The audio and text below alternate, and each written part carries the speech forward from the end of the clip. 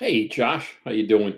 Oh, well, John, I'm here, man. Yeah, I don't think anyone right now can honestly say that they're excited.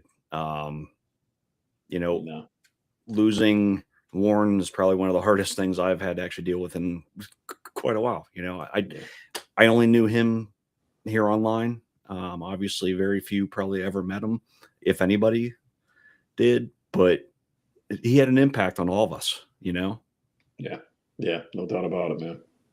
Just he was one of the first guys that between Ray and him brought me into the whole community and just gave everything of themselves without even asking for anything, which was something that I've never been used to in my life. And Yeah. he just he was always there with a quick wit and just always just cutting up, having a good time. Just such a good soul. Yeah.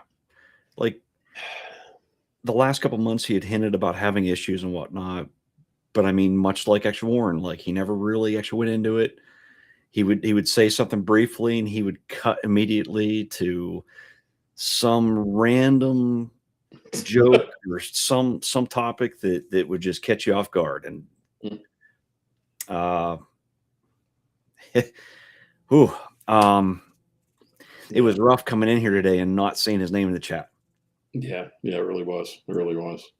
And just for everybody in the chat, Josh did that intro, that Star Wars style intro, and when he sent it to me, and I'm sorry, I'm getting a little bit choked up, but when he sent it to me, I was speechless. I couldn't even talk. I did a post on the Drone Rogues page that took me took me a lot of editing and everything to get it the way I felt it was good enough to post, and just put it out there. I didn't think anything. I was just thinking of my relationship with Warren and just but yeah, Josh made this thing come to life, and Josh, I really appreciate that. Thank you so much from the bottom of my heart. Um, Man, so yeah, sorry guys, this is not this the way is we normally start out the show, but no. you know, But I mean, I think that just goes to actually show how much he meant. yeah, yeah. And hey, I appreciate everyone who's here. And if it's somebody's first time hopping in the chat, Yeah. I just appreciate everybody. And hmm um, he was just a different type that Yeah. you just could not help but absolutely love. So Yes. um, he's going to be Hey, missed, but and listen, I know he got the Neo that he won from us. I know he got the Neo because I it's did get an email interesting. back from him. Something I thought of was he got that one. He got Yep. a Neo from those guys too. Yep. Yep. So Yeah. it's kind of like he gained his wings and off he went. Right. Yep. Yep. Exactly. And He also didn't he win at somebody else's show? He won something else at somebody else's show. From them, he there's got three something else to do things. that week. Yeah, Yeah, I don't remember. yeah. And I man, I hope he was able to get to actually fly. I think he just had bought the Air 3S, Wow, man. and Yeah. he had been hoping to actually to get that. He finally got it. I don't know if he ever had a chance to fly it. I sure hope he did though. Mhm. Yeah. But hey, if there was an advocate for the Air 2S, Yeah. Right. Oh man. he loved actually that bird too. So, but Oh man. hey, before we bring in our guest, Yes. why don't we share one video of his? Sure. I may I just have to look around my camera here to see my button. Um, and of course, it's probably not the right one. It's not the correct one. Hold on. This is what happens when you try to look around your camera. It's all right. Listen, it wouldn't be the drone rogues if something didn't crash, right? Normally it's on my side, connection wise, restream wise. God only knows what it is. Yeah. All right. Hey, Here Andrew. All right, here we go. Let's see what we got.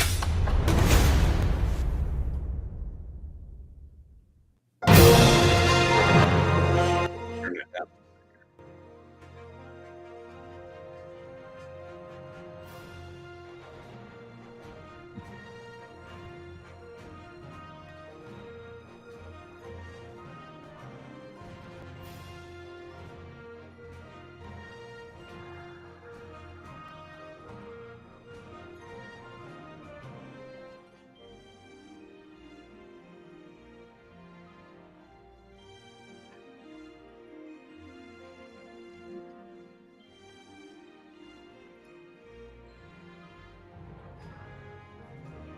Wow.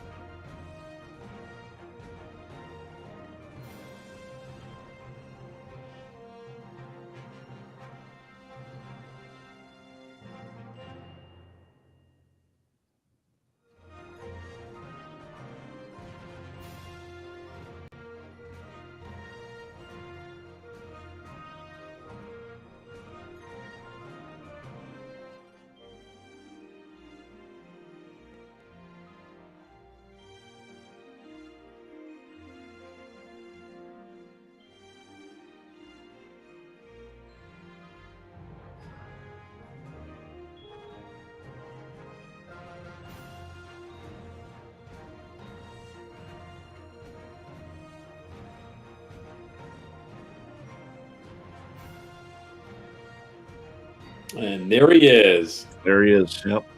One of the very rare times you actually get to actually see him. Yep. Yep. And to fit in with our show, crashed on the landing. But man, he flew as often as he could. And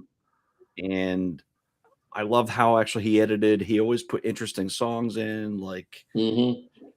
you know, and even in the chats, man, he would comment with songs from every genre imaginable. And it was like, man, I know a lot of stuff, but he was all over with it. Oh yeah. Something else, boy. Let me tell you. Oh man, yeah. The skies are a little bit emptier these days, you know. But, yeah. Well, why don't we find out what's going on in the green room here? Absolutely. Yeah, we got a special guest that's going to make an appearance and be on our stream, and we're very, very happy to have him on board. Let's see. Good evening, everybody. Hey, Paul, how you doing? Good, good. So I don't have to walk the plank tonight, huh? No, not at all. Not at So all. I know Warren dying is sad, and but he left such an impact on the drone community, and it's amazing that he was able to do so because of the fact that you really didn't see him. You know, he wasn't he didn't join live streams. He was in the chat, and it wasn't just rigged. He was usually first. You know, Yep. sometimes you'd set your live up a couple of days before, and you go there, and within a few hours, he's already commented first. YouTube will get rid of it, but if you notice it, you'll see him there. He's usually first. So, yeah, so he's a perfect example of the human connection. He brought people together, he brought them happiness, and you know, so I don't think the skies are going to be emptier just because he's gone. I actually think people fly more. You know? True. More. Yeah. Yeah, I mean, all I can say is he's a big factor in how I ended up actually in this. He was the first person to actually acknowledge me in the chat. First one that I actually kind of actually talked with, and you know, if it wasn't for him, I don't know if I would have ever really actually hopped out or anything. So, Yeah. But yeah, I have to say I'm taking this a lot harder than I had thought I would. So I apologize, Yeah. everybody. But Yeah, I had the same thing happen. We were just talking about it before the show, you know. So yeah. Yeah, it's crazy.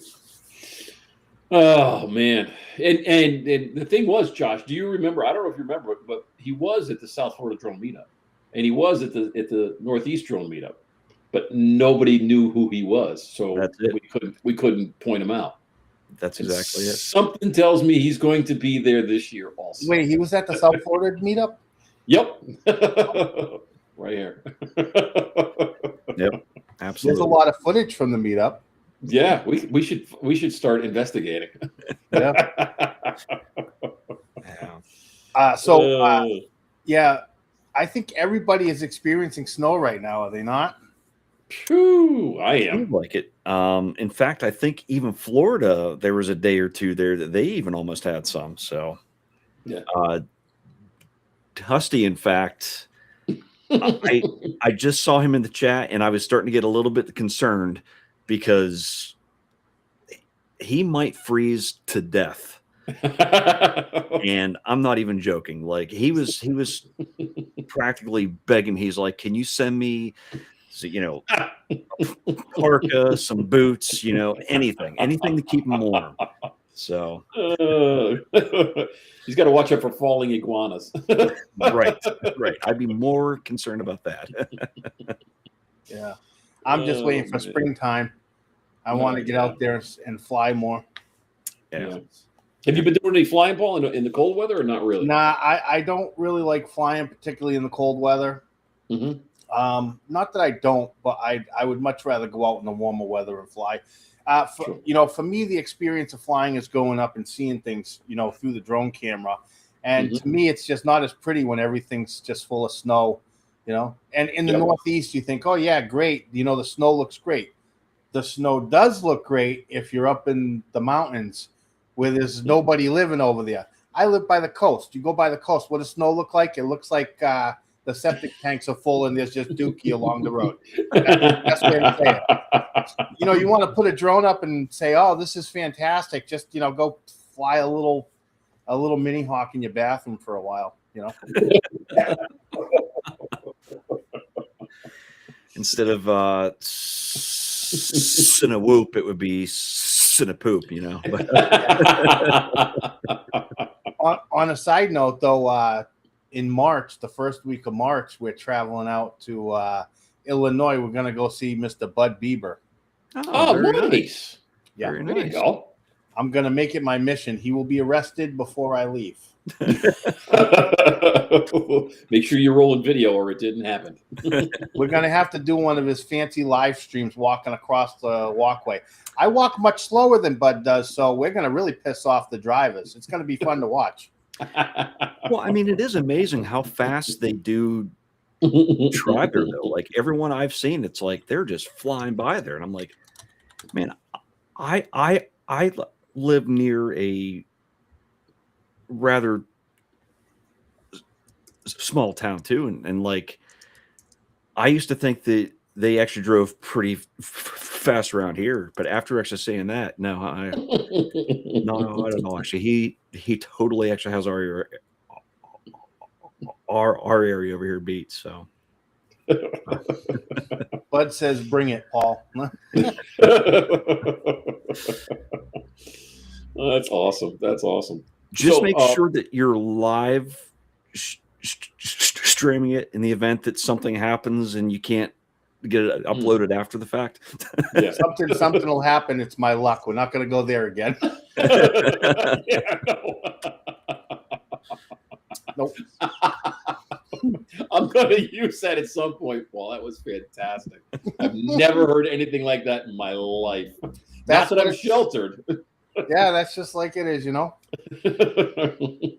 luck of the draw. So, John, what have you been doing? You've been flying over there in Connecticut or what? As a matter of fact, I have. I actually, Josh, I didn't even tell you. I flew on the way home. I flew to get home, but I did. When I was coming through town, there was actually the sun was coming out through some clouds, and there was a church steeple behind it. Then there was some snow on the roof and all that. So I grabbed a couple of quick shots and a little bit of video. So Yeah.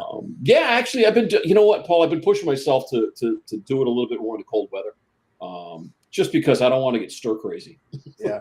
See, I wasn't able to make it to the Northeast meetup, which really sucked, but I digress. We're so close to each other. I feel like this summer, I want to go out to Mystic, Connecticut. So we're gonna go out there. We'll get some pizza at the famous spot out there, you know. Oh yeah, absolutely, absolutely. But yeah, Mystic, Connecticut's a great spot. I'd love to go fly out there. I know they have some airspace over there we got to deal with, but it's beautiful there. So yeah, it's not bad at all. I tell you what, we were down there about 2 months ago, and I did some flying around the seaport, Mystic Seaport, in the bridge, and boy, I tell you what, it's pretty wild. It really is. It's some neat stuff over there.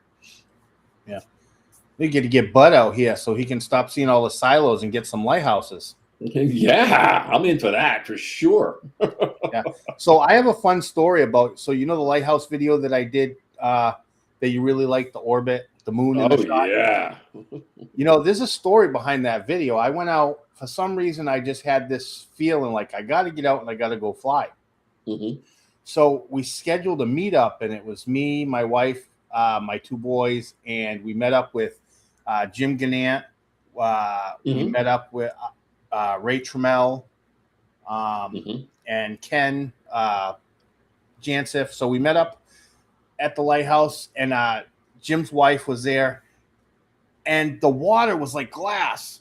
The water was absolutely like glass. It looked incredible. Now, we had gotten there before the sun came up, so it was really nice flying around there. But when that sun started to come up, I was showing Jim's wife. I'm like, watch this. This is how I like to fly. And I just, so that whole shot, that whole orbit shot happened on a whim. I was just showing Jim's wife how I mess around with the controls and just completely made that shot just right there in front of her. And that's the fun of flying. Just go out there and capture stuff. Capture more than you need. It doesn't matter if you're going to make a short, if you're just planning on making some short clips. You got an SD card. Put some stuff on there. If you don't like the shot, don't put a filter on it. Don't do any of that. But get more than you need, and you can get some pretty interesting stuff that way. Just playing. I'll tell you what. That lighthouse video, I was in awe. I was like, oh man, I'm a lighthouse nut. I really am. That was fantastic. It really. Hey Ron, how you doing, buddy? Yeah, good to see you too, brother. It's good to see everybody else in the chat. It's going so fast, I probably missed a bunch of names. I was about to say, there's a ton in there tonight. Steve was actually number 1 here tonight. So yeah, very awesome having you in, Steve. Barkley, actually number 2. Ronnie came in. Then we had Brian, Bud, Lauren, Lance, Andrew, Bell, and the Magic. I know your actual name. I'm sorry. That's my wife. That's it. I'm like, I know that name, but boy, it totally did not actually hit me. Bud, Dusty, Jackie's in there, Rod, Jim, Bob, and now Ron is in there. So, man, full house on our side, huh? Yeah, love it. Thank you guys so much for being here. Jackie's in Spain too. They had a horrible train collision there in Spain today. Oh, really? Yeah. I hope there's nobody she knew. Yeah. Oh wow. I didn't see that. I saw that she was someplace, but I didn't get to. The work was crazy, but I didn't get to see everything. So I hope everything's okay.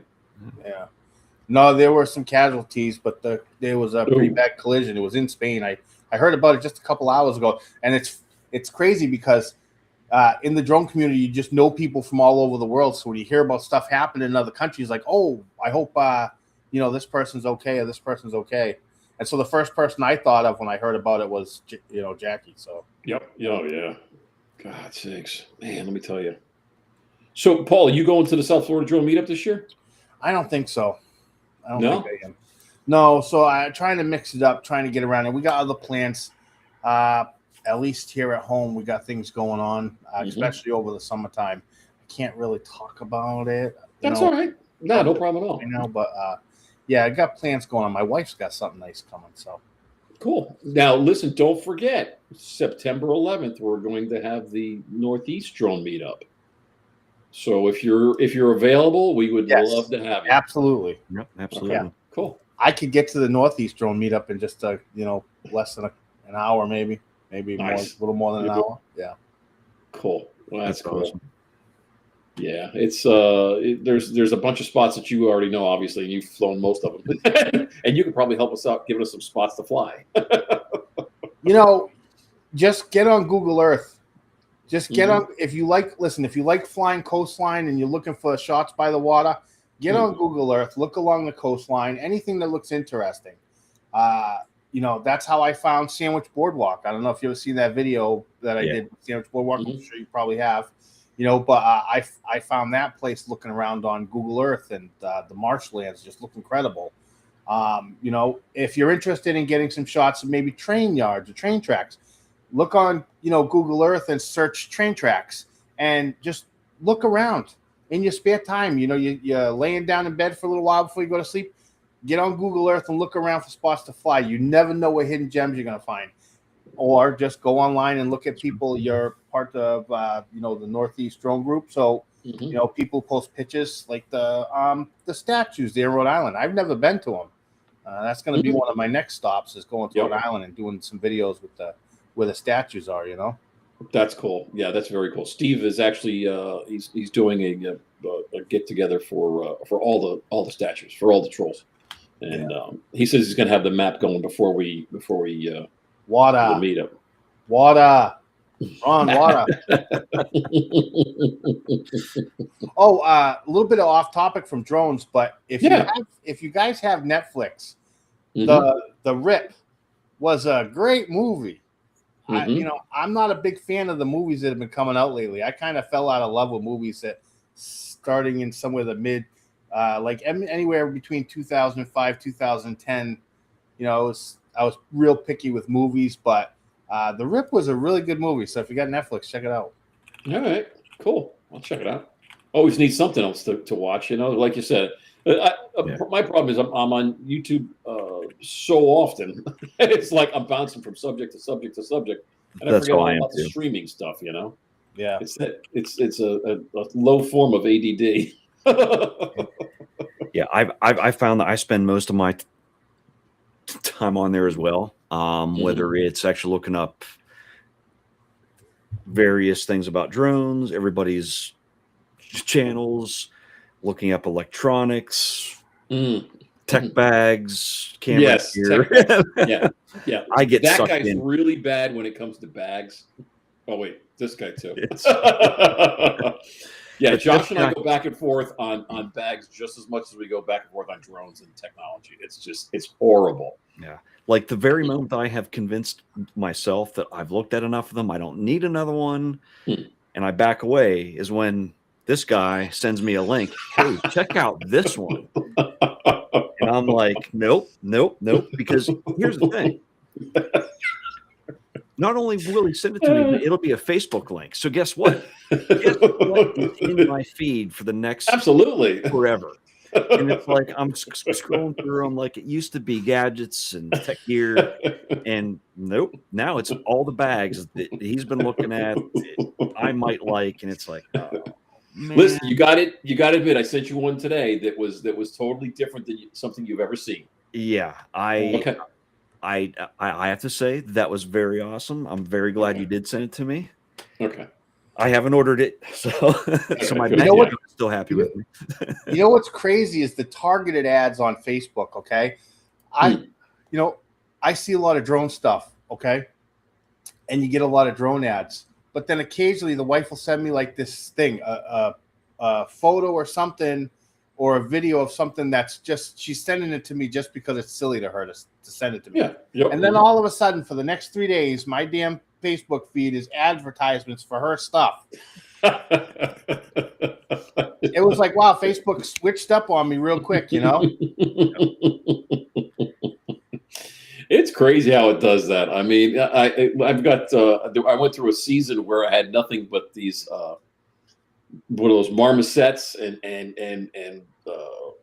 I forget what the hell they were. All these cute little fuzzy animals. My wife sent me something, and just next thing I know, that's all I see. It was like prairie dogs and I mean, just what the hell was the other day? Otters. Oh yeah, well, baby otters. Just baby goats, otters doing crazy stuff. And it's like, oh boy, I know this is, I got to get off of Facebook for a while.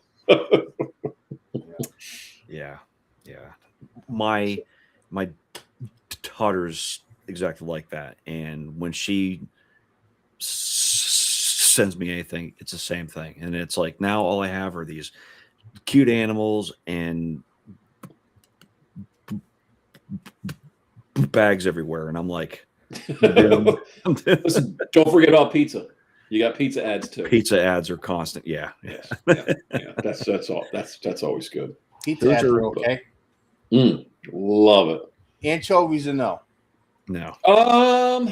Depends. I can't do it. I don't really do them on a pizza, but like maybe in a Caesar salad, chopped up small bits just for flavor, not like a whole plank of one, you know. Okay. But yeah. I like that's anchovies are my favorite topping on pizza. Really? Yeah, Ben likes. I've never heard anybody say that in my life. I think that we have the most controversial house for pizza because I like anchovies; they're my favorite, and my wife likes pineapple. So pineapple. You know, the controversy is huge in this house. You know, you got people, you know, the pineapple theory, and not everybody likes anchovies. So yeah. Well, we walk into a pizza joint and they're like, "Ah, son of a bitch, they're here again." These guys, here we go. yeah, right. Oh man. Yep. But so, Paul, how did you get into drones back in the day? Like, your first, like, so oh my god, like what happened? What turned you on to drones? I just, you know, I had gotten a little credit from Finger Hut, and I had, I said, you know, I'm going to work on my credit a little bit, and I decided to just buy a drone. I always thought they were cool. I just never really thought I'd own one. But I didn't realize how much I was going to enjoy it. I was excited for it, though. I was like, oh, this is going to be interesting. The problem is my first drone was really, really junk. It was the Contixo F24 Pro. There was nothing pro about it, I'll tell you that. You couldn't get it to link up with the app, so you never got to see what was on, what the camera was looking at. The video feed never worked, so you just have to fly it up completely line of sight. Yep. You have to see where you're going and just, you know, see what you got after you landed and hook it up at home to see what you got for footage. But it gets even better. There's no gimbal on it. The camera is bolted right into the body of the drone, so any little move is recorded. It's horrible, but I really had fun flying it. I was like, oh, I like doing this. This is really cool. So it wasn't much long after that. What happened is I had flew the drone and landed it, and instead of changing the battery, I says, oh, I still got, you know, more than half the battery. I'm going to put it back up for a little bit longer. And when I put it up in the air, it just decided it wanted to go fly in its own direction. It headed towards a building which had big glass windows. And I was able to maneuver it, but the drone was doing its own thing. So whatever the inputs I had, it was making the drone respond really messed up. It wasn't completely predictable. It was very weird. And the drone started headed towards the highway. And now I'm getting nervous. Oh boy. Because at the time, I had no idea that the drone I knew nothing about it. The drone wasn't registered. It was more than 250 grams. So wow, yeah. 250. I knew nothing about it. I was able to maneuver it back, and I crash landed it into the railing right next to where we were standing. I never put that drone back up in the air after that. I ended up going with the DJI Mini 2, and that's when I really got into my research about, you know, the drones and safety, and then I learned about the trust test and all that. Now, luckily, I have my 107, so that was a fun adventure. But once I was able to actually see what was on the screen and able to have a gimbal on the camera, that's when I really fell in love. And if you go back to my YouTube videos, you can actually see those old Contixo videos there. And you can see kind of how quickly I progressed from really shit quality videos to improving every video I made, making it a little better each time. Trying to, I always tried to set the bar better than the last video I made. And my passion for it, I think, if you really want to understand my passion for drones and and what it does for me. Just watch my dancing in the sky videos. That's really how I feel when I'm flying. For me, it's not just about flying in the air and taking some videos. For me, it's a dramatic feeling. There's excitement. There's energy there. So, I tried to make that come across with my ability to be creative in the editing process. Yeah, I'll tell you what, your editing is bar. It sets the bar so high, Paul. It's just amazing. I mean, Thank you. you really get that feeling of everything you're doing, and you're feeling through your videos, the way you're flying and the way you edit things. It's amazing. Really, it's fantastic. Yeah. Hats off to you. It takes so much time to do because it's even in the videos you watch the minor movements of the drone. I try to line it up so the drone moves perfectly in sync with the music. Yep. And that's really hard to do because a lot of times when I'm flying, the song is not playing out loud. It's playing in my head. Mm-hmm. So, I'm trying to I'll do the same shot multiple times and I have the beat of the song in my head and I'm trying to get it right. So it's a real process, but when it finally does come together, I feel fantastic about it. And I just, sometimes I just wish the YouTube algorithm would spread it out there a bit more than it does. Because when you put so much time and effort into something, you feel robbed when you're stuck at 200 to 300 views. It's like, wow, I put heart into this. Yeah. Yeah. You get stuck at 200 or 300 views. I get stuck at like 50. I'm like, oh wow. I'm like, all right, I gotta figure something else out. Hey, Don's in the house. How you doing, Don? Hey, Don. Hey, Don. Yeah, there's another, his mudball videos are great. Really, Don's so talented. He's so comedic, and his little videos that he does are really great, but he just doesn't get enough credit for them. I don't think, if people saw it, they'd be, like, here I am talking about, he's talking junk. He talks funny. Don. Yeah. Well, Paul, here's. Oh, yeah. Okay. So there's a story behind this day. I went to go see my niece.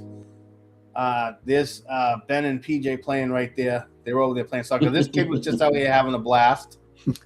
But we went out here to meet up with my niece and her new baby. And I said, hey, why don't you guys go take a walk? I'll get a shot. I'll make a video with you in it. And I just came over here and got to show you. I got chased by a dog this day.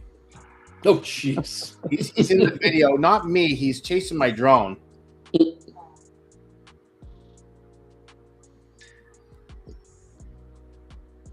Yeah, there you go. Yeah.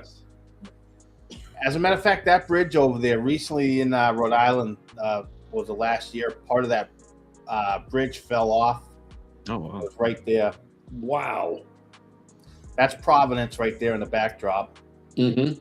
I love this. When the water's still and you got the little woods, it's just shots like that. That's what the Avata is meant for. Oh, people will take their Avata and put it 400 feet in the air. Great. But it just doesn't, I don't know. Something about putting it low like this is where it should be. Yeah. Yeah, No, there's that dog. You just see him in the bottom right. There he takes you all the way across there. I actually flew under and inside here because I was just going to hover the drone and I didn't want people walking underneath it. So I figured wait until I could get out of there and figure out what the dog was doing, Yeah. Get anyone hurt. That's cool. Very cool. Awesome. Now, good. Now, that one obviously was done with the Avata 2. You also fly the Potato too, right? Yeah, I have the Potato, I have the Air 2S, I have the Mavic 3 Classic, and the FPV. Yeah. Now, do you have one that you kind of gravitate to more of the? Well, my favorite drone, hands down, is the Mavic 3 Classic. If I had to choose only one of my drones to keep, that would be it. I really love the Avata. The Avata is the most fun to fly. Yeah. But I'll fly the Mavic 3 like I'll fly the Avata. Yes. I really will. I've seen it. Anybody who was at the South Florida drone meet, the second meet in the field, knows that I fly my Mavic 3. I'll rip that Mavic 3 in sports mode a foot from the ground and whip it around stuff. So just something about having that Mavic 3 400 feet in the air and just the view you can get, and then what you can do with that when you get home. I tell people all the time, people like to do completely manual shots and not using the features you have, but spotlight mode. That shot of that lighthouse was done with spotlight mode. Mm-hmm. Even if you're not going to use the shots, try and mess around with it. I'll tell you why, because you never know what you're going to get. And with spotlight mode, yes, it's an automated mode. It'll lock you on a target, but that will free you up to focus on the flight, not just keeping the gimbal pointed at your target. Let the drone's capable of watching your target for you. If you want to focus on that nice cinematic shot, how you're going to draw the drone back and adjust your height, and the gimbal will move as you adjust your height. You can get so many dynamic looks. Just have some fun with it. Try it out. Don't knock it just because you want to get that manual shot, controlling it completely yourself. Use the tools you have and see what you can come up with. You can really, I can honestly say I have never used spotlight mode. Yeah. I haven't. I don't mess around with master shots that much. I've recently started doing some hyperlapses here and there, and starting to get used to it. But yeah, I gotta explore and get. The problem is I'm so excited when I get out there and I finally get a chance to fly. I literally go numb and I forget about everything else other than just getting in the air and capturing some stuff. And when how many batteries do you have? How many batteries do you have? Yeah, quite a few. I'm a battery nut. I'm bad. All right. Well, I had a workflow for that. All of them. I had a workflow for that. So, like for the really? Mavic 3, I have 4 batteries. Mm-hmm. The first battery I would put up. Now, I don't really use them often either. Okay. But I like them, and I'll go out and I'll get a master shot of whatever targets are around there. Any like interesting shots, I'll go grab a master shot of all of them, and any like photos that I want to get, and then I'll take the time with the other batteries. But go out and get those master shots, even if you're not going to use them. You never know if you're doing a video and you need like 2 or 3 seconds or something. A little clip from one of those master shots will really just add a nice addition to the video. And you don't have to do anything. You select your target, let it run the master shot, do that with your first battery, and then after that, have fun. Then when you're editing, if you're missing a shot that you didn't want, that's when you grab from that pool of stuff that you have. Huh. And that's a great idea. There's 2 other celebrities in the drone world that say that same thing. Ron Brown says it all the time. So I don't know if it's something with having the last name of Brown or not. But and then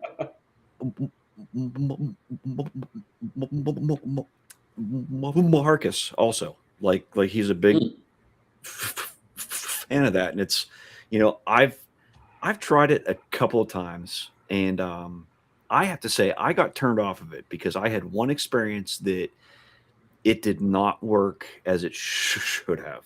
Over water? No. Well, what happened was I was actually flying over top of the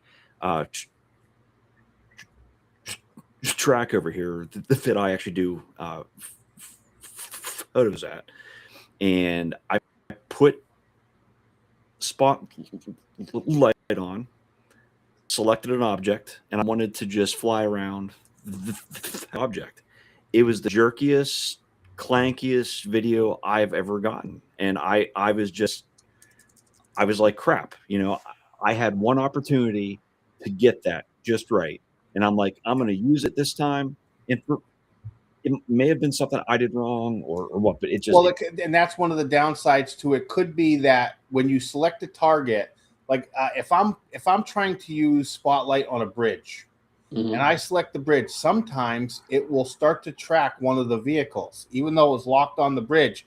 When something else moves on it, it'll switch to that target and follow it. So like for the shots that I use on the lighthouse isn't moving. Sometimes the sensor does get messed up over water and the reflections. Sure. But in that case, I just go back and restart it. But a way to get around that is if you're looking for a specific shot with this busy stuff on the screen, learn how to use your waypoint modes so you can adjust where the camera's looking via a GPS location that's not reliant upon anything moving. Yeah. And you can adjust the height and everything in your waypoint, and you can naturally create a gimbal movement by starting in one spot, moving the drone to another spot, and adjusting the elevation at that final spot, you can get a natural gimbal movement on your target, and you won't have to rely on those issues with other things moving around and screwing up the tracking. But it should be pretty smooth. If you're having an issue and nothing's moving, then maybe there's an issue with the drone somewhere. Yeah.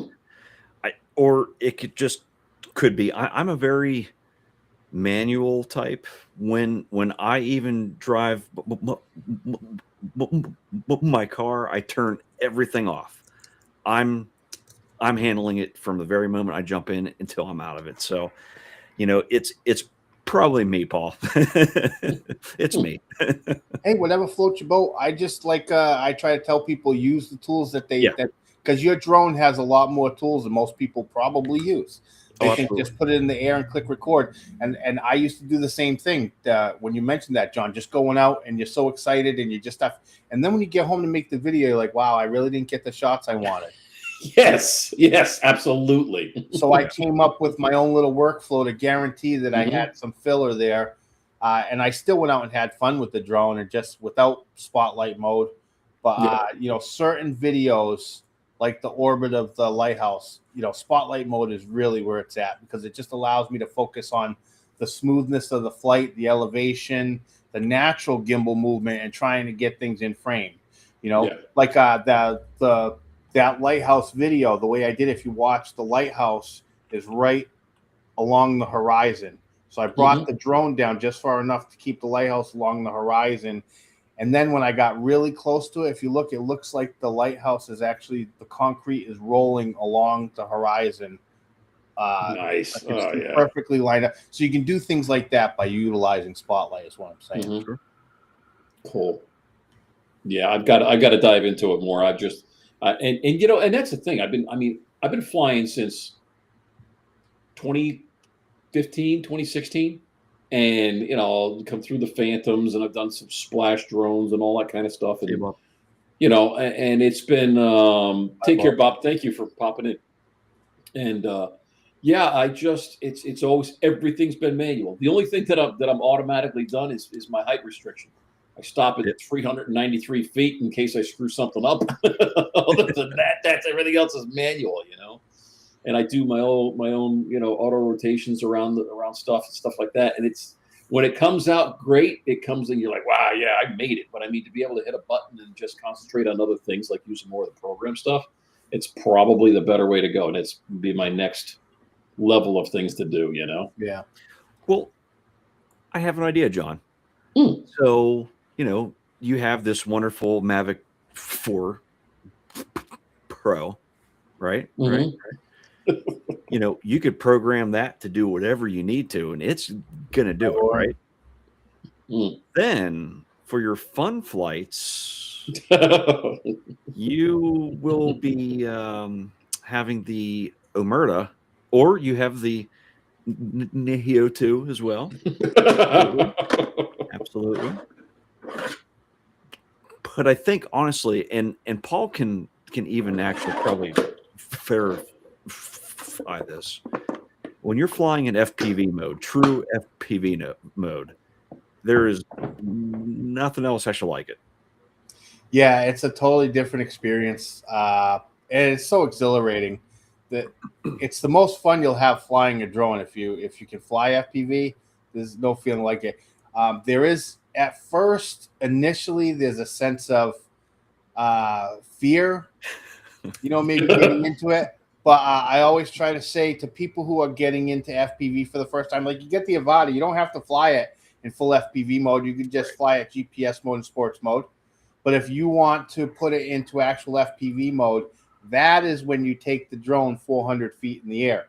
When you're learning FPV, bring your drone up high, practice, because, DJI has your great oh shit button, your stop, right? Your emergency stop. Utilize that. Go up and practice your moves, see how the drone feels.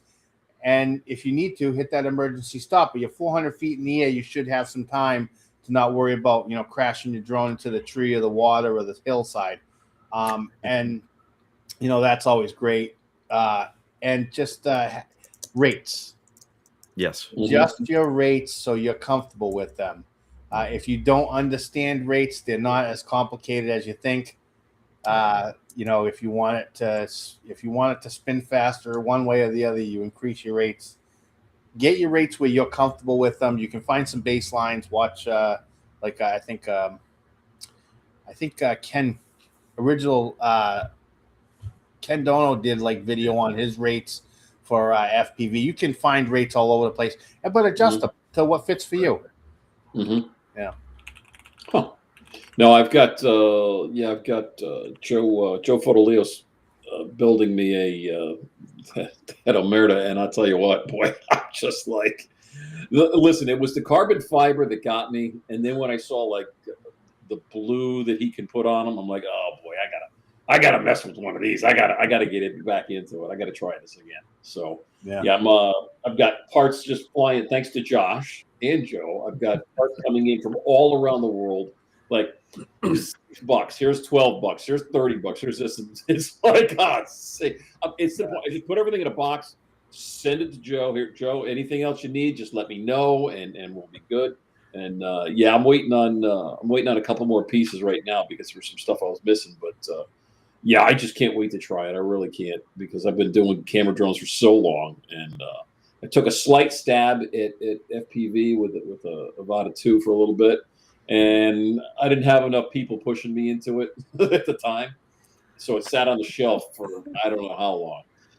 This guy here, however, he's a good entry or gateway drug. Yeah. I originally didn't have any interest in it because I'm like, I like my nice, slow, easy X movements and everything. But you know, the more I got involved with this, the more I started talking to everybody. I was down in South Florida, got to see some up close, because I mean, up here they may exist, but I never see them. And then it was kind of like, well, that over there looks interesting, you know. And then it sort of exploded after that. So well, and I think if you're interested in it, you got to stop making the separation between GPS drone and FPV. Don't make it about that. Because at the end of the day, they're both drones, okay? Yeah. Think about it this way.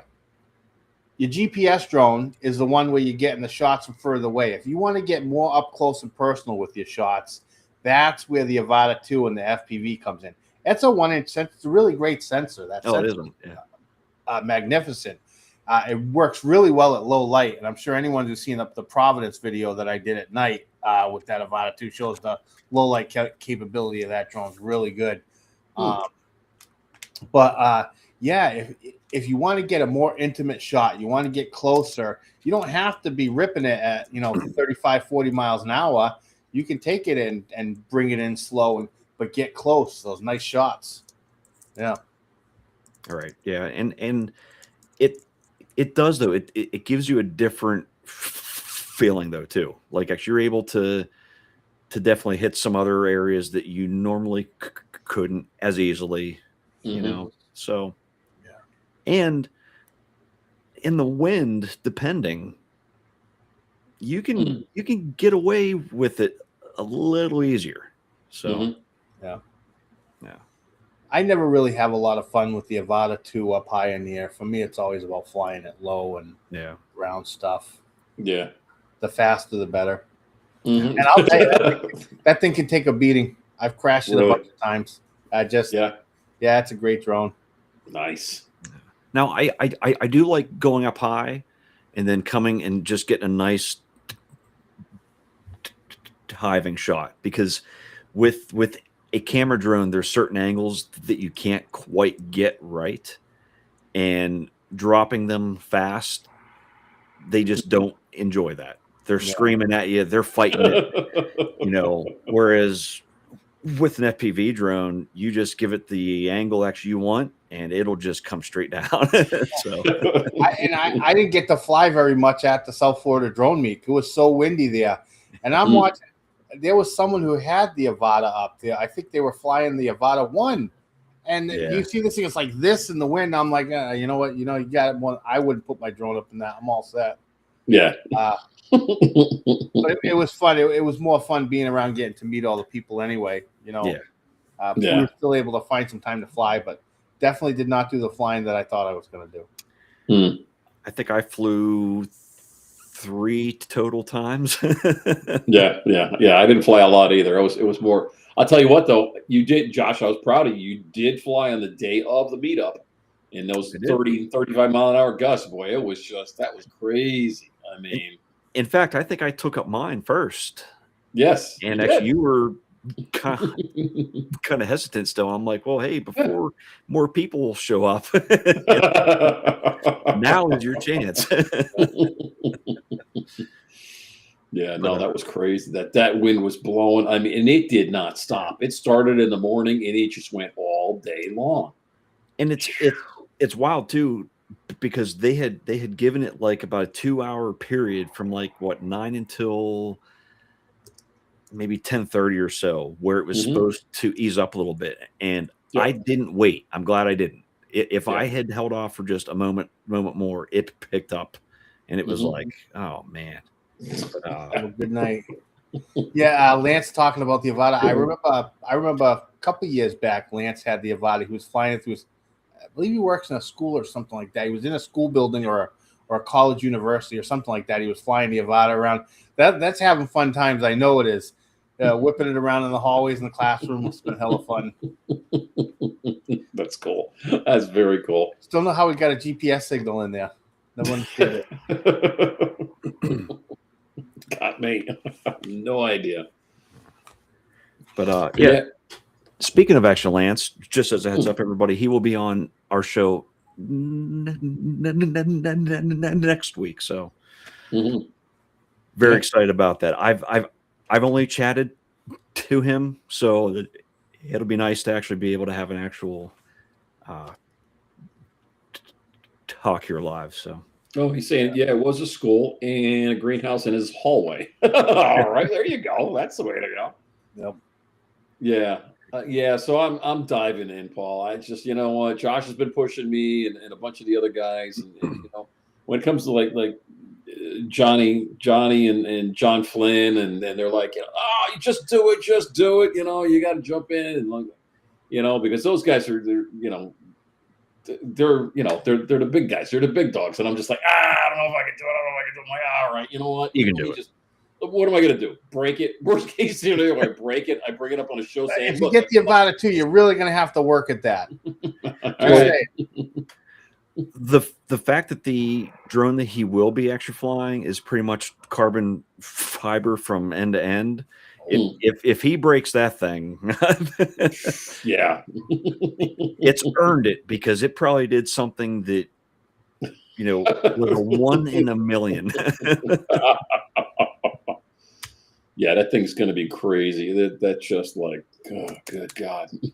But that'll be fun. I look at it this way: I can replace once it's built, because I'm sure I could build it, but I'd rather repair it. You know, repairing's a lot easier than having to build the whole thing from scratch. You know, so yeah, and I mean, the awesome part too is like all the parts actually need, you can get them. Yeah. So if anything happens, oh well. I mean, yeah, it would suck, but oh well. Yeah. So yeah, it's all good. It's funny too. We were talking about the second meetup where I was ripping the Mavic 3 from the ground. The funny part is when I was done flying, you know, you cycle your batteries. You know, I would never leave with a full battery. If I had battery power left over, I would take the Mavic 3 and I would fly it around like that, using up the juice. Yep. So I could level off the batteries. Nice. Now, how do you cycle your batteries all the time, Paul? You just keep going through them when you're flying? Yeah, you should always cycle your batteries. Super important. You can also go tell how, you know, if you're not sure where you are in your cycles, you know, you go in your battery settings and you can see the actual amount of cycles you've had with your battery. It's really important to pay attention to that. You especially want to pay attention to, you know, before you know, when you're putting the drone up and you start it up, just look at the battery cell indicators in your settings and make sure all your cells are good, because the drone might still take off and one of your cells might not be looking too strong in there. If they're not equal, then something's wrong with your battery.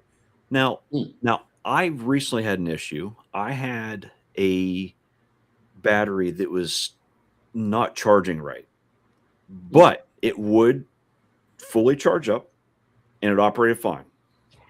Everything in the drone showed that everything was good. Everything was equal, no issues. But I noticed every time I went to charge it, every charge took longer. So just also watch your batteries when they charge. Keep an eye on them. Get a feeling of how long it takes to actually charge. If you notice anything wrong with that, don't use it. The last time I flew it, again, I checked it before every flight. Never showed any ounce of any problems. Really? It flew for a quarter of the time, and I noticed that it was dropping rapidly. I brought it down. I contacted TGI about it, and it was the next day I went to actually charge it, and it would not even charge. It wouldn't charge in the drone. It wouldn't charge in the hub. It would just rapidly flash. So it gave me signs ahead of time. And I definitely, I also had updated it. So, I mean, it had the updates and everything done. But Well, when it comes to your battery, don't mess around. You know, if you recognize that there's an issue, something doesn't seem right, investigate it further, because, you know, you have the potential to lose your drone and make a bigger issue out of it. Yeah. I had something really interesting happen with the potato, the FPV. I had met up with someone. I forget what the name of the lighthouse was. And I was flying the FPV, and I flew and did a loop over the lighthouse. And then on the way down, all of a sudden, my battery power on the FPV went from like 80-something% battery power to nothing, emergency land mode.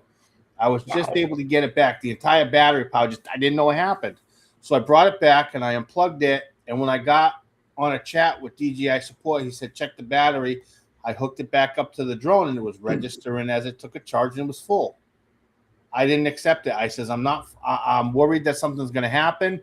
I'm going to send this battery back to you, inspect it, let me know. And I ended up getting a new battery from them. It was defective. The battery was defective. Even though after this happened, I was able to hook it back up to the drone, and it registered as full battery. Yeah. So it wasn't just a connection. There was some issue with one of the cells. They discovered it when I sent it back. Much better than losing the drone, because I thought I was going to, and almost lost it in the ocean. Yeah. That's the downside to flying FPV around lighthouses. You don't find them on land. Yeah, right. That is true. You know, risk versus reward. You know, you got to just, what side of the fence are you on? Now, I'm sorry, the first time I flew, I was over water. I'm just not afraid. Yeah. I actually have less fear flying over that, but that's only because I'm surrounded by trees and hills here. It's like, you know, it might come down, you might find it, or it might not. You know? For me, I always felt safer that way. If the drone crashed and I did lose it, at least it was in the water and it didn't land on somebody. Right. Yep. Yeah. That was a win-win, you know? Yep. Yeah. Yeah, I lost a Mavic 3 in the water, and it was crushing. And it was my own fault that I found out later on. It just fell out of the sky. It literally just fell out of the sky. And who knew back in the day that you can't take both joysticks and just go down with them? I just didn't. For some reason, it just didn't seem like that was going to be a problem. And yeah, well, it was. Oh, wait, that was enabled? So you killed your propellers while you're... Oh, that's it. Yep. Oh, you know, the drone should know better than that. Hey, that's what I'm saying. What the hell? And it was at night. I'm 300 feet in the air. You really think I want to cut off your power now? Well, it was funny because I was at a marina, and it was dark. It was probably 7:30, 8 o'clock, taking some accent pictures of this boat, and there was nothing underneath it. I was probably only 40 feet above the water, and taking video when the people are watching me with the drone or whatever. And they're like, oh, that's cool. This is that. Nobody was bothering me. And I'm like, yeah, so I'm getting some great shots. Good thing I was capturing everything that I was doing to the controller. And then I inadvertently was somebody, whatever, I was this, whatever, and both of them in, and it just stopped, came down, just gone. I just packed my stuff up, walked up the dock, walked into the truck, and just kind of cried myself home. just sitting there sniffling. I'm like, oh God, I got to replace this. You would think that, you know, if in the opposite case, when you're trying to take off, Mm. if you're doing it through the app, like Mhm.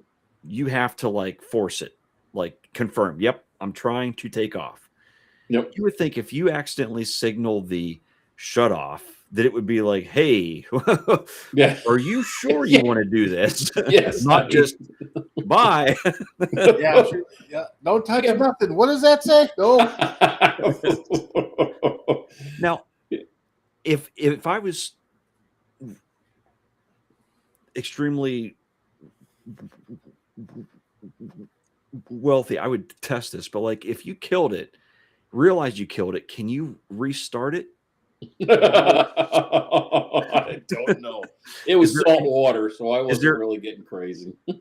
like is there any chance that if you time it right before it hits the ground, can you fire it back up and save it or not? Like, has anybody tried I'm that not in the trying world? it. I'm not I'm trying not it. trying it either, but I'm sure somebody has. I'm Somebody sure at that moment he was more concerned about a clean pair of underwear. has. And everybody's like, "Where did it go? What happened? What's going on?" I'm like, "I didn't say a word. Just backed up my controller, stuck it back in my jacket, and walked back up the dock." There goes John walking away. Everybody, John, wait! I don't want to talk about it. Yeah. I get home and Holly's like, "Oh, how did everything go? Did you get some good shots?" I'm like, "Fine, I'm fine, I'm fine, I'm fine." Here's the thing about losing a drone. I lost an FPV in the ocean over by Ned's Point. It's funny too because DJI tried to pull a shiesty one over me. They tried to force me to buy another drone. Mm. So what happened was I was over the water by Ned's Point, and all of a sudden my FPV drone started going closer to the water, closer to the water. Now I'm trying to adjust it, bring it back up. Nope, it just kept going straight down into the water. It happened really fast, but I wasn't pitching it towards the water. I was actively trying to increase its height, and before I could hit the stop button, nope, hit the water, went in. So when you submit a claim to DJI, I didn't have the drone. Mm-hmm. All I had was the log from the controller, right? Yep. Okay. The drone was still in the water. I couldn't go get it. It wasn't safe to go in there trying to find the drone. And, so I cut my losses. I had insurance on the drone. So, okay, contacted DJI. They checked the log on it, and they messaged me back and said, "Oh, it's your input's user error. So they're not covering it." Oh. I took the time to go and check out the logs myself. Mm-hmm. And sure, I didn't take off in FPV mode. I took off in manual mode and slapped it into FPV mode while I was up in the air. Okay. Wow. Anyone who does that knows that you hover it and then it tells you to line up the sticks. And when they're lined up, boom, it's in FPV mode. Okay. Mm-hmm. After I slapped it into FPV mode, it registered some stick error in the log file. Don't really know what the stick error was, but it registered some stick error, and shortly thereafter, the drone was in the water. If I had received any indication of a stick error on the goggles, I didn't see it. So I don't know if there was an actual indication on the screen that I had a stick error or anything, but I didn't notice it when I put it into FPV. I was probably more focused on the accuracy points, right? Yep. Yeah. And so then I messaged him back and I'm like, well, if this was user error, then can you explain to me what the stick error was just before the crash? They never explained to me what it was, but instantly my next response was they were going to cover it. And they, yeah. Amazing. So something happened. So the moral to that story is if you do have a crash and you're insured and you're looking to check out your own file and see what happened, because even as good as DJI is, you can't trust someone to say, hey, it's not our fault. Or maybe they just missed it. I don't know how they missed it if I could find it. Mm-hmm. Yeah. God sakes. Now, are you using, what are you using for insurance, Paul? Are you using State Farm or? Actually, right now I have, so my Mavic 3, I still have Care Refresh on it, but when it expires, I don't really know where I'm going to go with right now. and that Yeah. makes me nervous. I felt Mhm. comfortable with Care Refresh, so that's the downside to what's Yeah. going on. Yeah. People want to say, oh, it doesn't affect old models. Yeah, yet. Give it some Right. time when supplies start to dwindle and you can't get any new supplies for it. And it sets a bad precedent in this country where we are where things stand with drones. We Mhm. don't have a manufacturer that can supply us with the product that DJI did. Without getting too political or anything about it, it's crazy. And I think it affects people's ability to fly because I am more worried about Yeah. having an incident with my drone than ever before. Mhm. The only time is when the best thing you can do is if you're using your drones for a job, then you need to get insurance for each job independently. Get your insurance for the job that you're at, and then I don't really know. I know some people use State Farm and all that. That's something that I'm going to have to explore. Right now, I'm not really flying my drones. I'm waiting for the warmer weather. I've been doing a lot of writing and advocating, so I've been busy with that. So I'm looking forward to spring getting here and getting the drones out there, and this we're going to have to. Yeah. Yeah, absolutely. I mean, it's when it comes to the warmer weather, the flight is so much better. It really is. Yeah. This cold, and that's like I was talking to John Flynn the other day. I don't know how he does it in that Michigan weather. The ice, the ice is just as. I mean, it's beautiful, but I It is mean, beautiful. it just chills me to the bone when I'm watching his videos. Let alone him capturing the video itself. It's just like, Yeah. good God. I think over the next 5 or 6 days here, we're not going to be getting above like 12. So any flying that I was contemplating probably actually won't happen. But to me, it's not necessarily even a cold. But man, I've never had wind here like I've had this entire year. Like it's been endless. And even though the cold's not bad, once you add the wind to it, it's like, okay, my hands are done immediately. So Yeah, same here. But yeah, but at the same time, that's where maybe with the Avata, with the motion controller, you can keep one hand in your pocket, warm, fly with that hand. And if you're like me, Yeah. I can use either hand pretty equally. So Mhm. I can warm up one hand, fly Yep. till that hand's cold, swap and go. Mm. Well, if you look right there, you see that stick right there? That's Mhm. my cane. I'm Mhm. disabled, so getting around when it's cold and slippery out is just not really my thing. Because Nah. the falling and slipping on the ice, that could turn real ugly. And again, yeah, the frozen. Although I can see it now, Jim cannot. He'd be here. Oh, wear the warm gloves and the jacket. Listen, not all of us are like John and have 8 million batteries. Right. Carrying them around in our jackets and our gloves. Yeah, no, it's tough getting around. It really is. It's been we got matter of fact, tomorrow they're telling us we're going to be in single digits all morning or all day. Yeah, so I'm not looking forward to that. But yeah, Yeah. Chase the cats, fly around inside the house. There you go. There you go. Yeah, absolutely. But look at Bud says it's going to be -2 with a wind chill -22. Come on out. Nah, Bud, you know what? I'm all set, partner. Listen, I'd love to fly with you. I don't know what you're worried about. Your drink won't freeze. You're good. It's got plenty of ice. You just rested outside. It's good. Damn, Jason said it was 28 degrees in Central Florida last night. Wow. That's cold down there. Phew. Very cold. Those iguanas I aren't don't know falling if it on the was tree. real They're or frozen not. to I 'em. saw a video. It said it was snowing in Florida. Did Florida get snow? I know they do up north. I was going to say, I don't know if it'll show, but right now Mm-hmm. it Yep, there you go. Yep. it is 16 degrees, but it feels like it's Wow. warm. So Bud says my drink is fine. Yep. Awesome. So you know what, Paul? One thing I did want to ask you was, when you're doing your editing, what are you using for software? So I have Cyberlink Studio. I have Power Director, Photo Director, Color Director, Audio Director. I buy the entire studio. I know some people like to use free things. For me, it's as simple as just use what you know. I started with Power Director early on when I started editing, and I just I learned how to use the software, and I just felt like, why go switch over to something with this huge learning curve when I have a tool that works for me, Mm-hmm. Now, is it a subscription based or is it a one-time purchase? Yeah, well, I pay for it by the year. It's not bad. Okay. It's like $100 and something for the year. And Mm-hmm. again, if you're using it all the time, it's not bad. For me, I was doing the United States Drone Society. I was setting up the live stream. Like, that was a lot of work.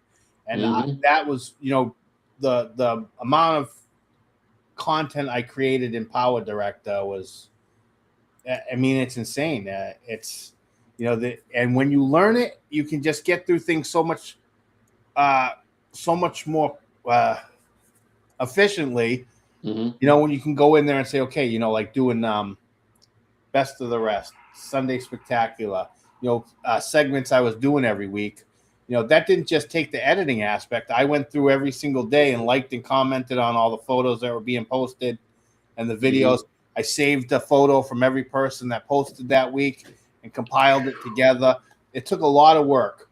So the workflow being easier using Power Director is why I just stuck with it. For me, it was worth the investment. Sure. Because I didn't have to go learn how to use the free one. What's that free one everyone uses? DaVinci. Yeah, DaVinci.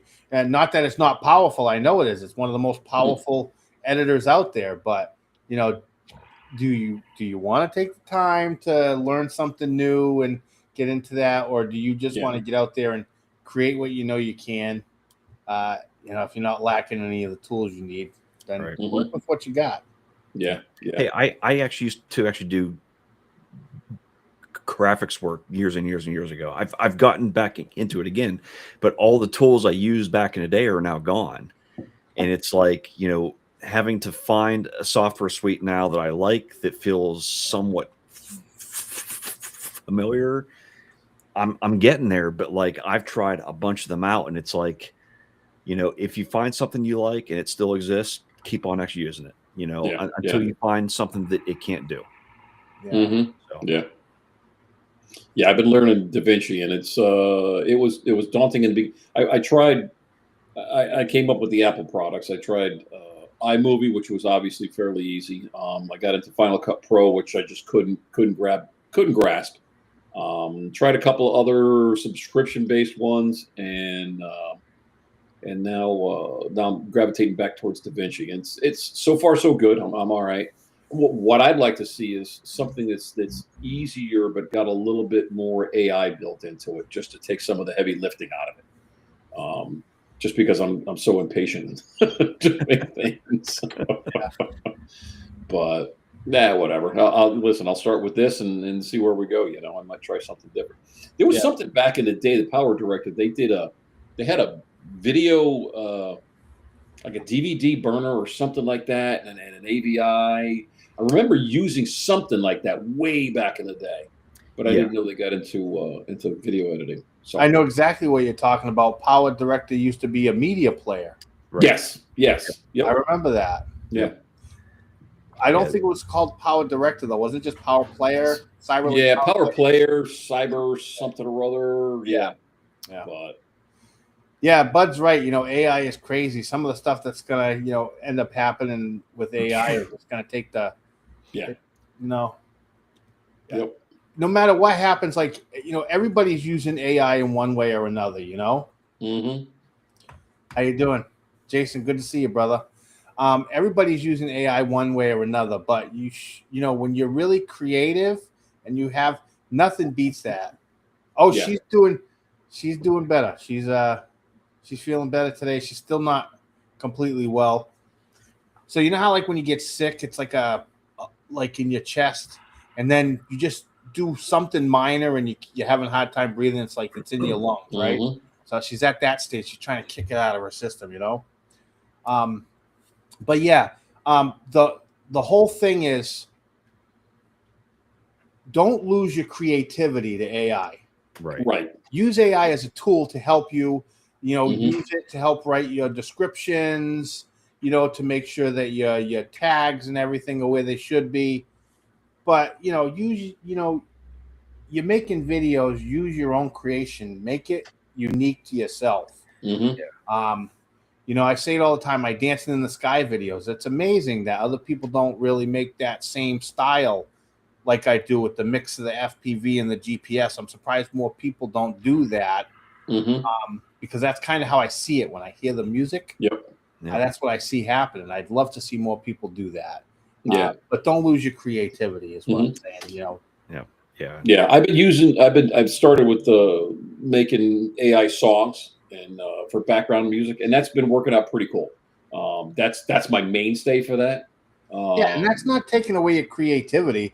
You know, actually, if you have, you know, a subscription to an AI music service, you can use that to create instrumentals for your video, so you don't have to worry about that stupid demonetized to your Yep. video. You know, you go back into my live streams, I couldn't Mhm. monetize them because I would share other people's videos, and as soon as I did, boom, smack. Yep. Not Yes. that you get a copyright strike or anything, but instantly, boom, you can't monetize that whole entire live stream Mhm. unless you mute that person's video. And I don't want to mute someone's creativity. I want it to Right. show it for what they, like Yep. you ever watch someone share someone's drone video and they change the music to it.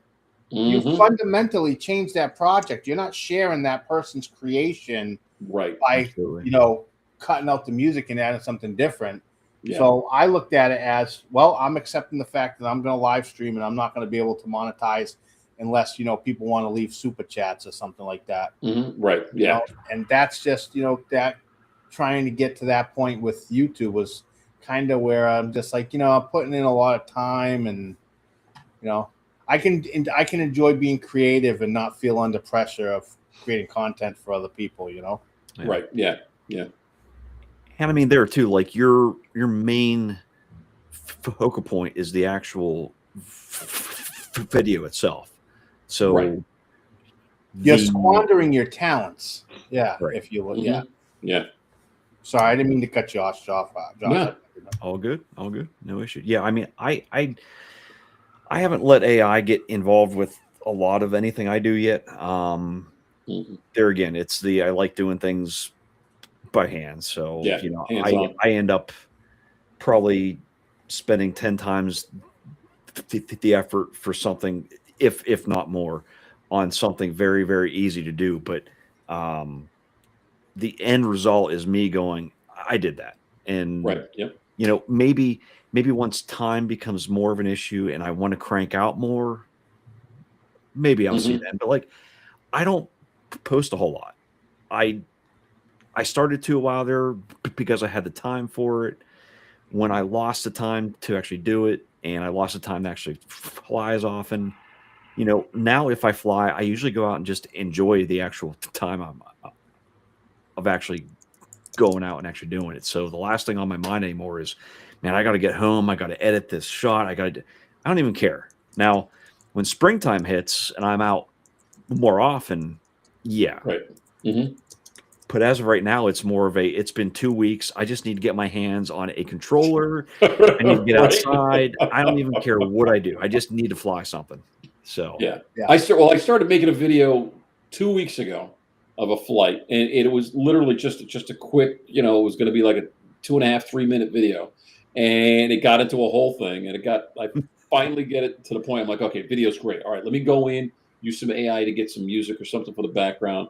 I'm like, all right, nah, didn't like it, change it back and forth. Finally, closed it down. A couple of days later, got back to it, put it in there, got some sounds and music behind it, and I'm like, all right, cool, this is it. Let me just get it off my screen. Let me just get it published and be done with it.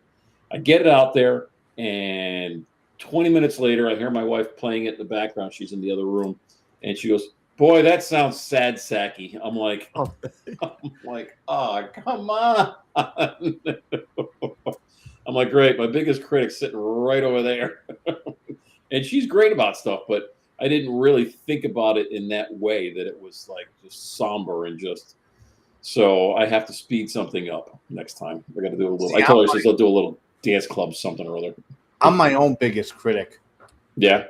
I'll be the first one to watch my videos and I'll notice where I made the mistakes, things that I don't like. Oh, I wish that was better, Mhm. Yeah, what I'll do is I'll work on a video, and as long as I'm impressed by it somewhat, it's like, okay, I know it's good to go. You know, I have to do something impressive in the video for myself to know that, okay, I can release it. You know. Yeah, for sure. I love it. With me too, I also notice like every edit I do something different, and it may have been accidental, but it's like, you know, man, I kind of like how that actually looks. So like I'm impressed by that one part, right? Mm-hmm. And when you watch to see the length that people watch it, Yes. it's like 10 or 20 seconds before that point, and you're like, oh, they missed the best part. You know? Meanwhile, afterwards, I actually look at it back through, and I'm like, well, I guess it isn't all that great. But like when I was doing it, it felt amazing. I'm like, you that's were all in. Perfect edit. Perfect edit. Well, I felt that way like the cliff walk video. I did a video. I did multiple videos at the cliff walk, but my Dancing in the Sky video that I did with the FPV and the Air 2S, my goal there was to put people in awe. I just wanted, the area is such an epic area. I felt like, man, you gotta be like dramatic to show this. It's such an epic place to be. Anyone who's walked the cliff walk just knows it's just something incredible. And so my whole goal, I went there. What did we go, 4 or 5 times? So it became a habit for me to go to a location multiple times because either the clouds weren't right, the sun wasn't right, the shadows weren't right, and just kept going back. And when I released that video, I was impressed with myself, and I felt like, man, this is the best video I've ever made. Nice. You know? And that's the feeling that I like, that creativity. And like when other people watch it and they see it on the show and they're talking about, wow, did you see that video that he made? Like that's what you live for. You're like, wow, I'm glad you guys really like my video because I really poured my heart out into that, you know? Mm-hmm. Yep. Yeah.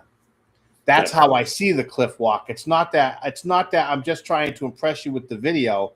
That's what the editing skills are for. For me, that's how I see it when I'm flying. If you think I'm doing that for you, no. I'm that loony flying my drone and I'm firing guns. You know, that's me. I'm lost in the flight.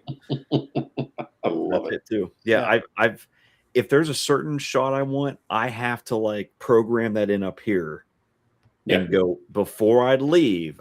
This is what I want to get because, like all of us actually earlier had said, like once we get up in the air, it's like our minds shut off and we start doing something else. But it's like if I go out specifically for a certain shot, I need to focus on that, and get that over with. Because if I don't, and go to Google Earth, open up Google Earth and look at the location you're going to fly and get an idea of what you want to see. Oh, what's that? I want to check that out some more. It might be a dud, or it might be something really interesting. I have a special one that I was doing. Man, this is probably back in May, and I actually put out a teaser for it, but I haven't been able to get the rest of it because the seasons have changed. Oh man, so like, I gotta wait till spring again to get the shot I want because it won't make sense if not. So it's like it's going to be probably a 10-month ordeal, and it's probably going to be a 2-minute, 3-minute tops deal. Yep. But it's just to get what I want, I need to wait till everything's just so again. So Bud doesn't give it. See, so Bud, I see this all the time from Bud. He talks about he's brain dead. He just posts super stuff. There's nothing interesting where he's at. It seems like that because you live there. You see it all the time. There are people who don't see that all the time. When they see it, they're like, oh, this is a really cool place. Like he has one of the most interesting yards out of anybody in the drone community that I've ever seen. The guy's got a creek running through it with a bridge. Yeah. He's got a bridge. Yeah, that's badass. It really Who else has a bridge in their yard? Yeah, that's cool. Very cool, Bud. Yeah, I say that constantly. I'm like, no one wants to see anything I post because I've seen it. Oh, well, it isn't anything that great. But like when I get comments on like, wow, that's a really crazy hilly area actually you're in. And I'm like, is it? Like, yeah, you don't realize it. Yeah. No, I don't even notice it. We were just talking about AI and we're talking about Bud. We're going to see him. And You know how people are using like the AI to make people like Bob Ross say things? Yeah. Tell me that this isn't Bud Oh boy. Bieber's voice. I said, I'm gonna draw your mom. I sent this to Bud and I said, Bud, this is gonna be us when we go up to see you in Illinois. This sounds just like Bud when he laughs. Let me play this. I'm gonna draw your mom.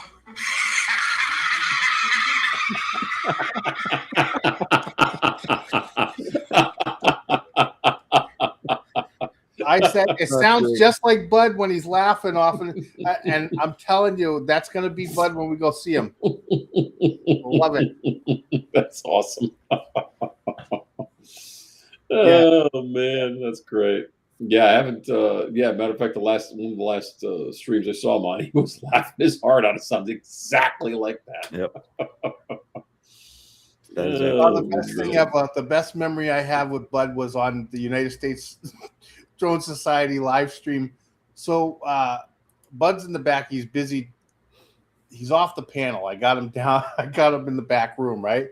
Mhm. And we're talking, and just randomly, I'm like, you know what? Let's see what Bud Bieber's doing. So I said, let's see what Bud's doing. Pull him up on the screen.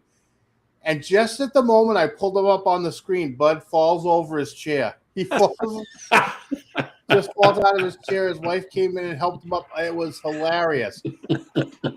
Some of the greatest, that one any better. some of the greatest moments on the live stream were because of Bud. So I give him props. I can't wait to go hang out with them. It's going to be a lot of fun. That'll be absolutely awesome. Yep. I love it. That's fantastic. It was funny too because he won. We did a contest and he won a landing pad. So I send him the landing pad and he sends me it. Now you know how the landing pad when you open it up, like poof, right when you get it out of the package, right? Mhm. So Bud sends me that. When he opens up out of the package, it poofs open like that. So what I did is he's in the same chair in his office. He sends me the opening video. So right then when he opens it, it poof open. I added a fake explosion on the screen with the explosion scene, and it cuts to the scene of Bud flopping over his chair onto the floor. Perfect. That's perfect. That's awesome. That was great. That was great times. I love that video.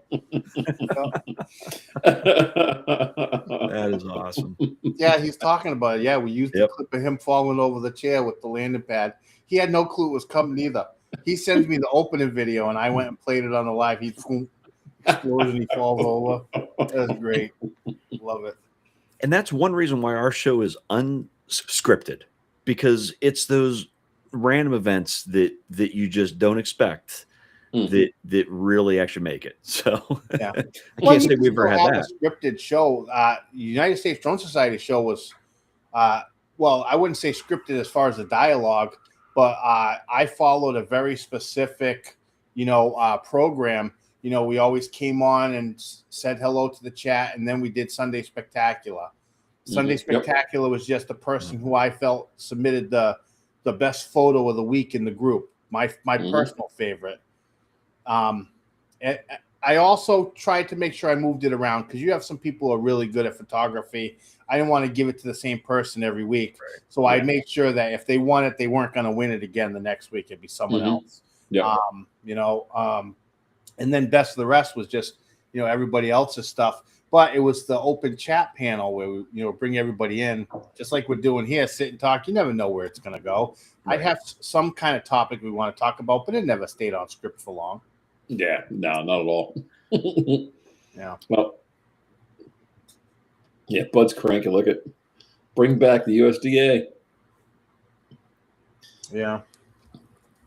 It's a lot of work. I'll tell you what, Paul, what you were putting into it, I mean, dude, listen, it's Josh and I, and Josh puts a ton of behind the scenes work into things, and I don't know how you did it all by yourself.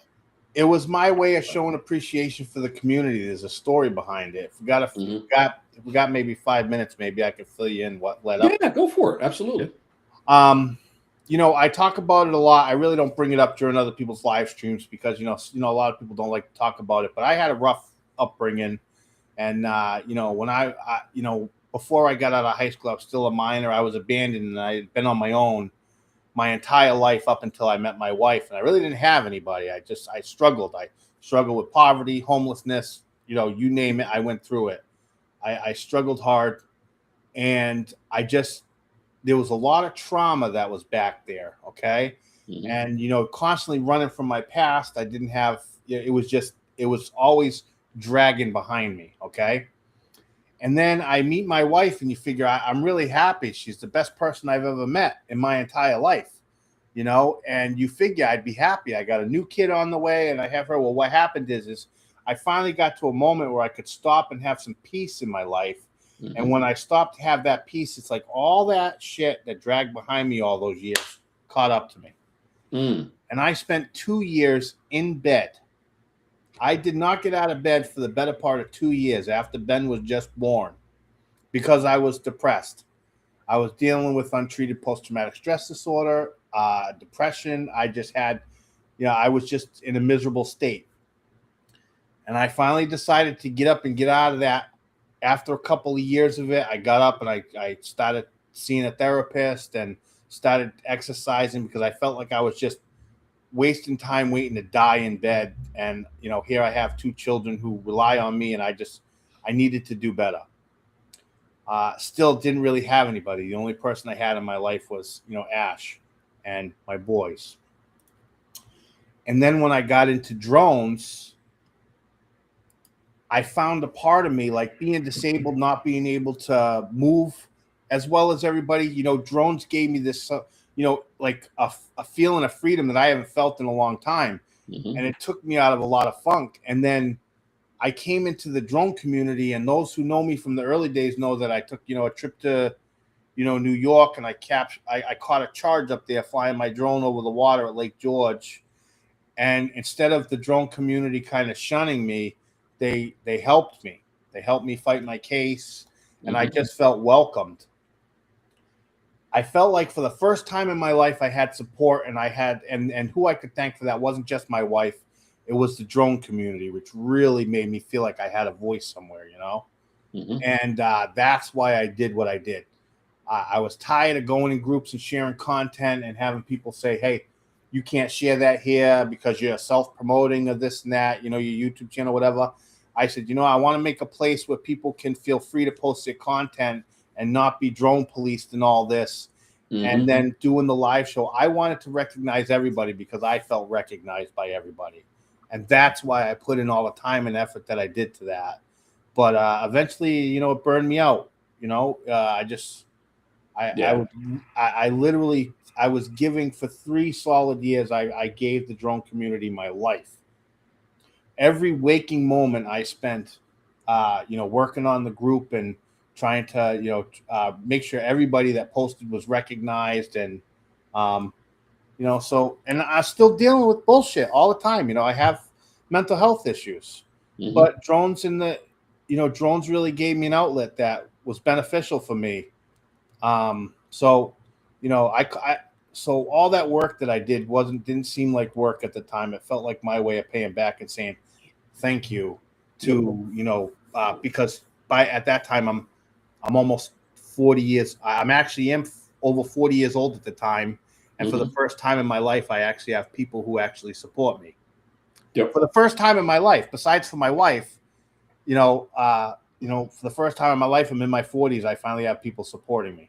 Man. Yeah, So this community is unbelievable. It really is. I mean, the amount of caring people out there that will just throw you a hand and just lend an ear, whatever. I mean, it's amazing. It really is. It's what society should be. But I'll tell you what, this community has been fantastic. It's been so welcoming and so helpful in ways that you don't even realize. yeah.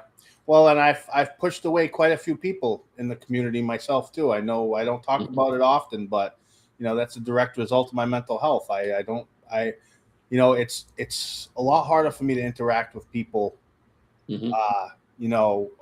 especially if I feel disrespected by somebody, or I have my own demons, Mhm. and sometimes I push people away because of that, and it's not because I want to hurt that person or anything. It's just, we're human. We all have things about us that we need to work on, Mhm. and being part of the community was I just can't. I just look at the show when I did it. That was all an appreciation for the community. Yeah. Yeah. Yeah. Yeah, I loved it. It was fantastic. It really was. I mean, It it's just helped been, that I've always been creative because the yeah, creativity is your creativity is That's off, dude. big. It's off the charts. I mean, Yeah. legit. Your videos and everything you put into all the street is just like, it's amazing. I mean, you again, you nurtured me. You helped nurture me getting to where I'm at, and I greatly appreciate that because you don't realize what you're giving of yourself. You're putting out there that how it impacts somebody else. You know. Yep. Yeah. It's just good stuff. It really is. That's fantastic to hear. I've heard a little bit of your story, but I've never heard the whole story. So that really brings it all into full circle for me. You know. Yeah. Yeah, a So, lot of people don't realize it, and that's the thing. That's okay. You know, everybody goes through their own struggles, you know, and it's nice to have a support system no matter where it is. Even if, I'm sure there's people out there who don't like the way things changed out. You know, I don't have the, Drone Society show anymore, and I'm more focused on my life, but I feel happy, and I feel like I did the best that I could to show how much I appreciated, the people in the community and what they did for me. And so I just try to, I try to live by the policy to be the better person is what I try to do, Yep. Absolutely. Yeah. Absolutely. Yeah. Yeah. No, And I it's mean, all fantastic.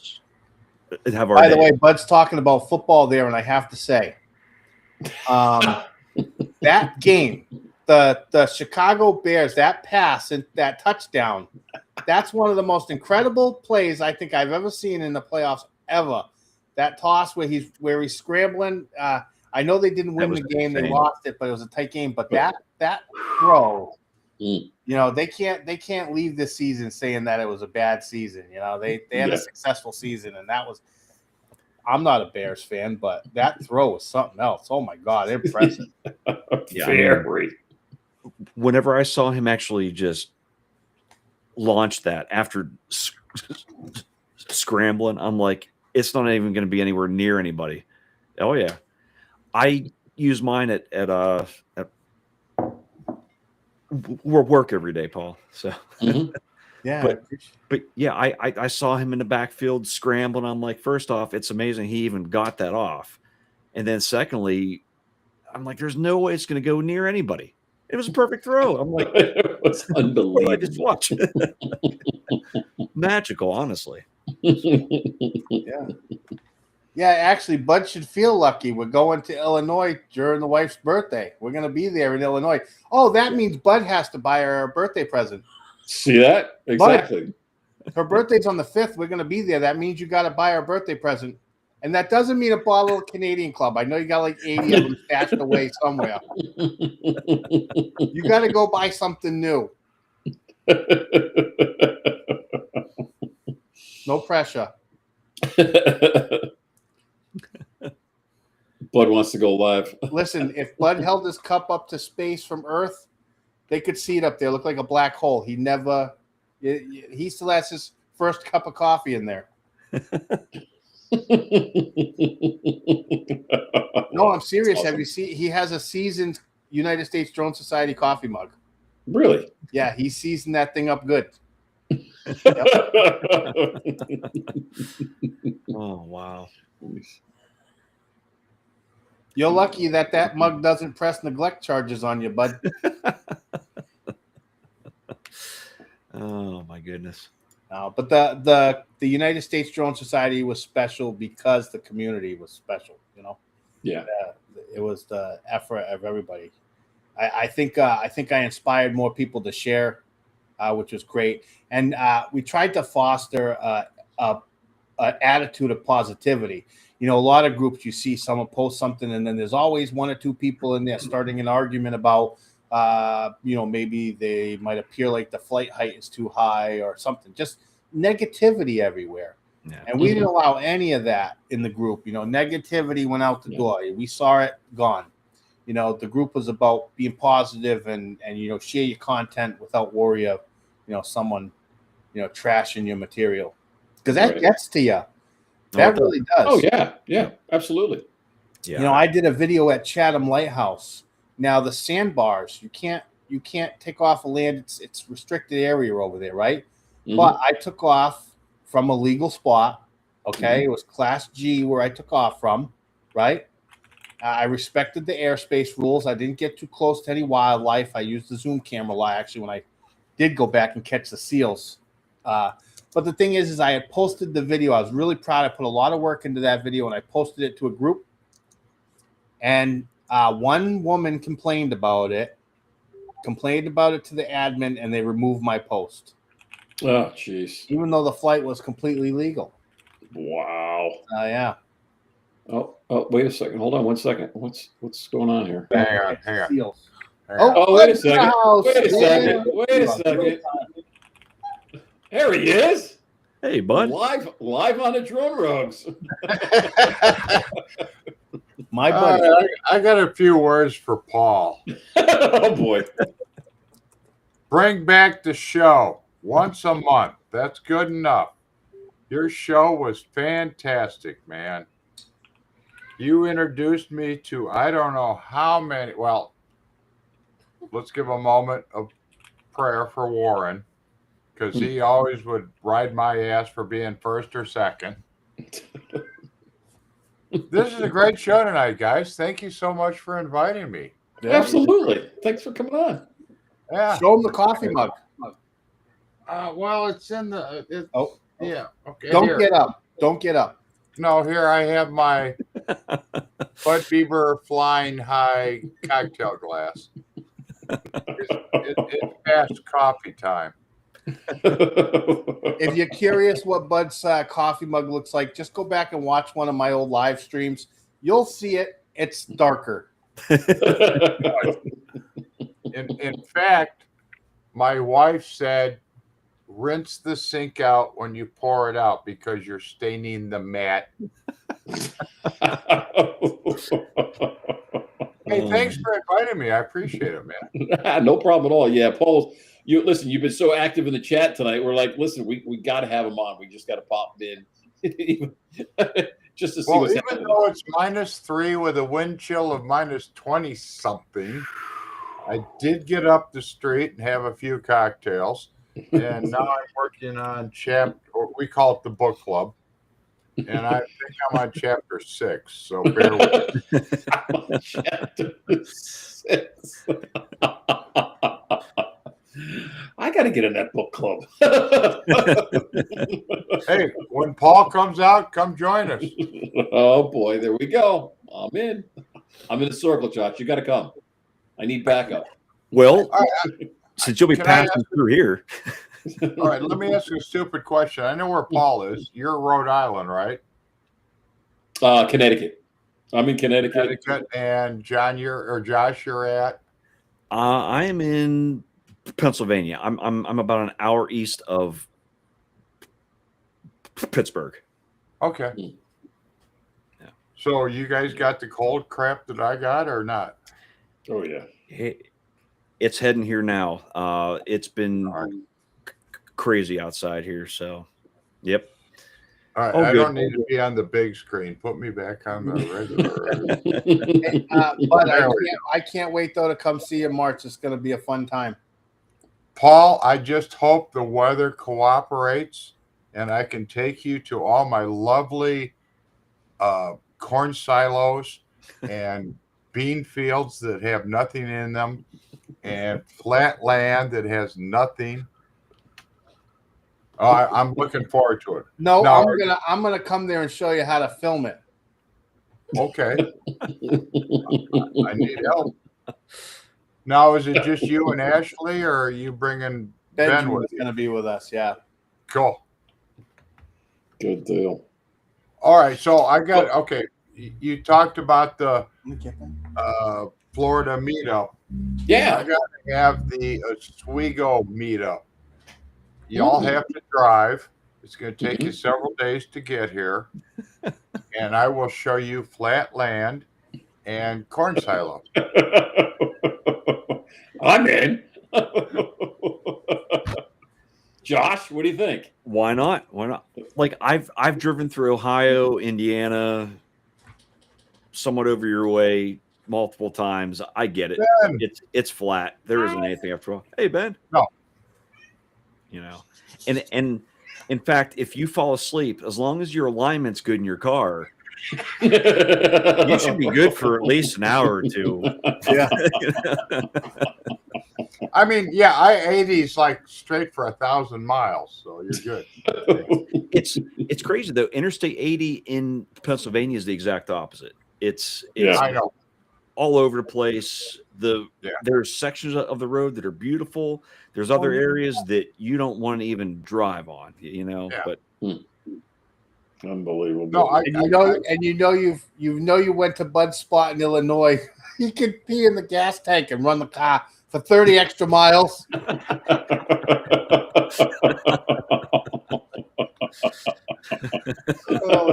Sorry, Bud. I couldn't resist. I was trying. I was fighting the urge to say it. I'm like, you know what? I'm letting it ride. everything you say about me and Illinois is 1,000% true. Well, guys, listen, we really appreciate you guys coming on tonight, and again, thank you so much for helping out with getting the Drone Rogues episode off the ground. And Come on, before you end though, you got to show one more of my videos. Josh is the man. What That's do you got, the video Josh? guy. Oh, I know what you got. I know what you got. Mine. is there a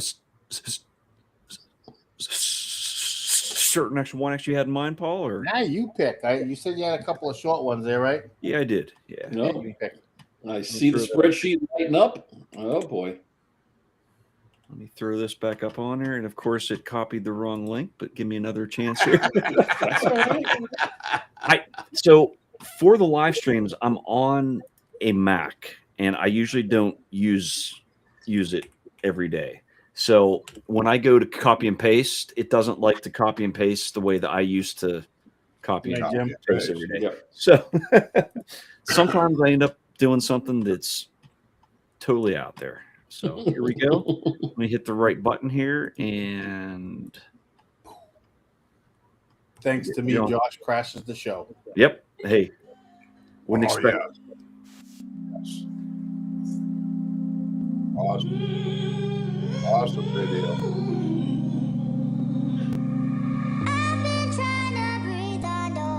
This was actually I shot this before I filmed that other video, and this was just the approach up before the sun came up. That water just looked amazing. No. Yep, See, absolutely he's does. lying.